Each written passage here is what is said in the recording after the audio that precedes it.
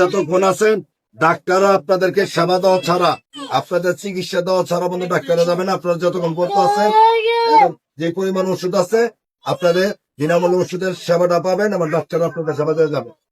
আপনারা যতক্ষণ আছেন ডাক্তাররা ততক্ষণ থাকবে।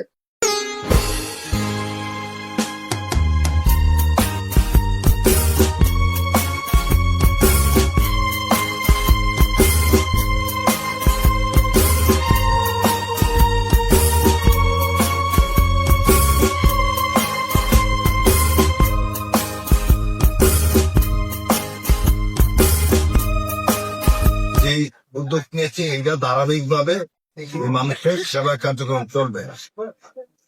এই অধ্যাপক মানস স্মৃতি একাডেমির প্রধান পৃষ্ঠপোষক মানস অধ্যাপক মানসের সুযোগ সন্তান এবং উনি গাজীপুর থেকে ধান নির্বাচন করতেছে।